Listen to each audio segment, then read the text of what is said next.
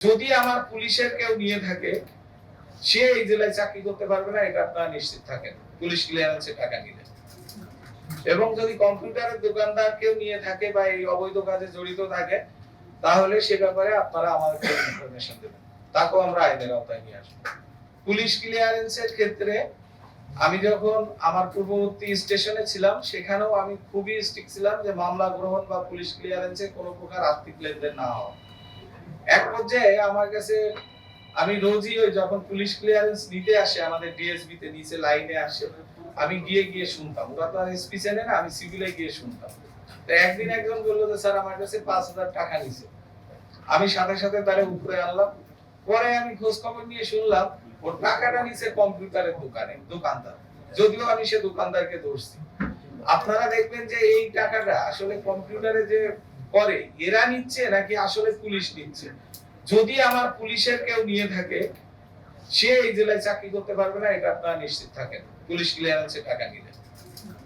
এবং যদি কম্পিউটারের দোকানদার কেউ নিয়ে থাকে বা এই অবৈধ কাজে জড়িত থাকে, তাহলে সে ব্যাপারে আপনারা আমাদেরকে ইনফরমেশন দেবেন, তাকেও আমরা আইনের আওতায় নিয়ে আসবো। এই যে মাদকের বিষয়গুলো আছে, এখানে সম্মিলিতভাবে আপনাদের ইনফরমেশন প্লাস পাশাপাশি আমাদের যে ইন্টেলিজেন্স আছে, আমাদের যারা যদি আমাদের সদস্য কেউ জড়িত থাকে তাদেরকে আইডেন্টিফাই করে এগুলোর ব্যবস্থা নেওয়া হবে। এবং মাদক উদ্ধার, মাদক নির্মূল তো আর করা যাবে না, তার কারণ মাদক কখনই আসে যখনই সেটা চাহিদা থাকে। এই চাহিদা আছে বলেই কিন্তু এই জিনিসটা আসে। তবে আমার এই ফেনী জেলায় যাতে মাদকের ভয়াবহতা কমে, তার জন্য আমি কার্যকরী ব্যবস্থা নেওয়ার চেষ্টা করব। যদি বাবা মা সচেতন থাকে, তাহলে কিন্তু সন্তান নষ্ট হওয়াটা কিন্তু খুব কঠিন। শুধু আমরা পুলিশ কিশোর গ্যাং ঠেকাবো, আমরা তো অবশ্যই থাকবো, পাশাপাশি আপনারাও এগুলো নিয়ে উদ্বুদ্ধকরণ যেসব সভাগুলো হয় বিভিন্ন স্কুল কলেজে বা অভিভাবকদের নিয়ে, এগুলো না করলে শুধু এদের ধরলাম, আমি হয়তো একটু মামলায় দিলাম, এতে করে কিন্তু এটা নির্মূল হবে না। সবার সম্মিলিত প্রচেষ্টা এখানে লাগবে, এটা আমার মনে হয়। আমার পুলিশে ফোন করা যায় বা যায় না। ওসিদের ক্ষেত্রে কিছু বিষয়ে আপনারা অবজেকশন দিয়েছেন যে কিছু ওসি ফোন ধরে না, মামলা নেয় না। মামলা নেওয়ার মতো যদি বিষয় হয়, অবশ্যই সেখানে অবশ্যই মামলা হবে। মামলা সাবপ্রেস করার মতো কোনো ঘটনা ঘটবে না।